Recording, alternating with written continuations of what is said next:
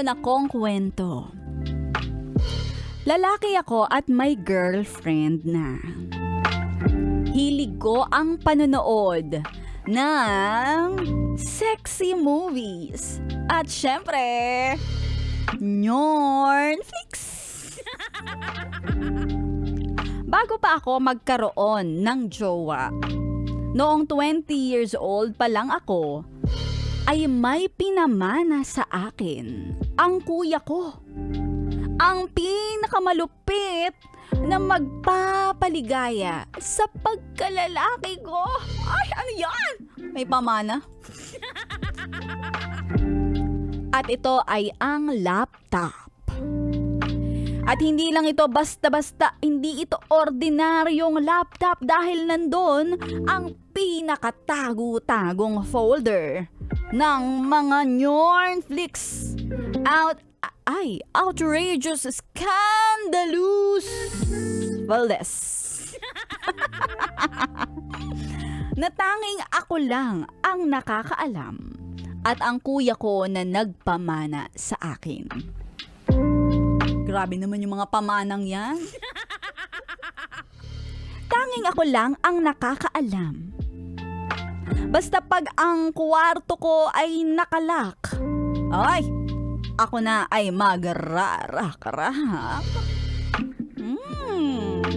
Sa tagal na din ng panahon at naluma na ang laptop na binigay ni kuya, nilipat ko sa hard drive ang folder ng Netflix para maipasa ko din naman sa mga kaawa-awa. Grabe naman yung mga kaawa-awa.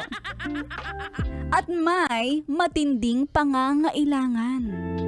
Grabe naman yung matinding pangangailangan. Sana pera yan eh. Hindi naman. One time, eto nga.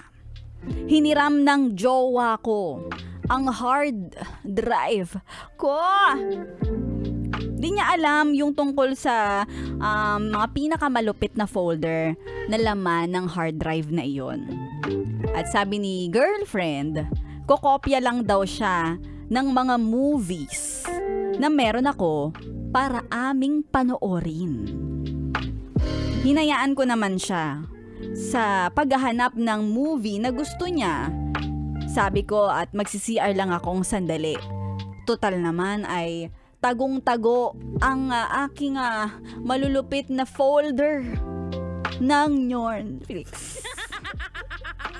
At pagbalik ko, papalapit pa lang ako sa kanya. Ang sabi ng girlfriend ko, "Hoy! Ano to?" Taas? Laking gulat ko na na-open niya yung pinakatago-tagong folder ko. Sabi ko, sa kuya ko yan. Wow, nagdadahilan pa. Galing. Huling-huli naman. Hindi naman nagalit si girlfriend. Siya pa nga mismo ang nagsabi, "Sige nga, patingin." Ano naman yan? Curious? Curious yarn? Curiosity killed the cat. Charot. At, ayun na nga. Kung dati, solo ako na naglalak at nagrarak-rak. Ngayon, may kaduet na ako. At naglock na kami ng kwarto.